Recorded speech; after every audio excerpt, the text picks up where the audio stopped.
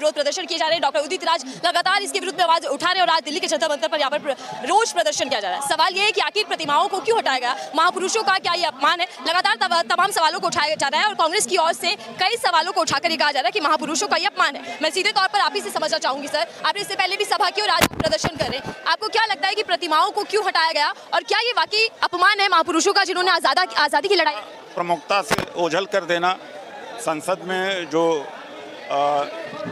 गांधी जी की मूर्ति लगी थी बहुत ही प्रमुख जगह पर थी और जब विपक्ष के लोग अपनी आवाज़ नहीं उठा पाते थे तो बाहर आकर के धरना प्रदर्शन करते थे। डॉक्टर अम्बेडकर की मूर्ति संसद के प्रांगण में बड़े मुश्किल से लगी थी और 64 से आंदोलन शुरू हुआ था, 67 तक आंदोलन चला तब जाके वो मूर्ति लगी हुई थी और मूर्ति बड़े प्रमुख स्थान पर थी और जब जयंती होती थी तो लाखों लोग जाते थे और दर्शन करते थे।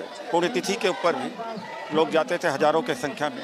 अब इनके सम्मान को, इनके महत्व को कम कर दिया जा रहा है मोदी सरकार के। आज हम लोगों ने यहाँ पर डेमोन्स्ट्रेशन धरना दिया है और सरकार को चेताया है कि फिर से मूर्तियाँ वहीं पर लगाई जाएँ जहाँ से हटाई गई थी। जो लोकसभा सचिवालय उनकी ओर से बयान सामने आता है वो तमाम आरोपों को खारिज कर रहे हैं कांग्रेस पार्टी की कि राजनीति करने की कोशिश ना की जाए। बिल्कुल, ये सरकार मानती कहाँ है? ये कितना भी गलती ये सरकार कर दे नहीं मानती है, तो इसको मनवाने के लिए बड़ा ताकत लगानी पड़ती है। तो आज ताकत देखिए आप, हजार लोग, तो वही भाषा ये समझते हैं। संसद के अंदर विपक्ष है और यहाँ पर देखिए विपक्ष यानी कि कांग्रेस पार्टी के कार्यकर्ता सड़कों पर है, तो क्या पूरी रणनीति बना ली है आप लोगों ने? यह कांग्रेस के कार्यकर्ता है दोनों। रणनीति बना ली है कि सरकार को घेरा जाएगा संसद के बाहर भी और भीतर? ऐसी परिस्थिति पैदा करती है, रणनीति नहीं बनाई, मजबूर हुए हैं।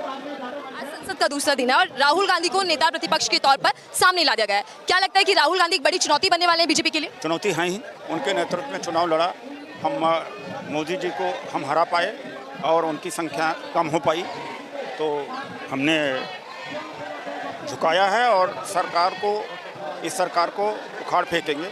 समय लग सकता है लेकिन सरकार को जाना तय है, मोदी जी के तानाशाही खत्म होगी। टीओएम ये जो लिखा है सर, ये क्या है? थोड़ा सा मैं आपसे समझना चाहूँ। ओबीसी माइनॉरिटी संगठनों का संगठन है, ये अपने आप में कोई संगठन नहीं है, लेकिन दलित ओबीसी माइनॉरिटी के जो एनजीओ सामाजिक संगठन है उन संगठनों से मिला करके इसको एक बॉडी बनाई गई है। तमाम वर्गों की बात तो लगातार पीएम मोदी करते रहे मंचों से कई बार।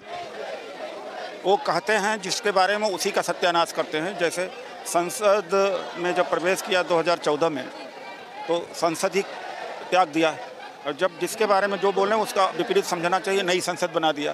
जब संविधान आरक्षण और इनकी बात करते हैं तो इसका मतलब समझ लेना चाहिए कि इनका खात्मा करेंगे वो। इस बार विपक्ष बेहद मजबूत दिख रहा है। आपको लगता है कि दलितों की, वंचितों की या अल्पसंख्यकों की आवाज़ अब संसद के भीतर उठाई जाएगी, उनके मुद्दों को भी सुना जाएगा? बिल्कुल उठाई जाएगी, हम बिल्कुल उठाएंगे संसद के अंदर और उठ गई है बात।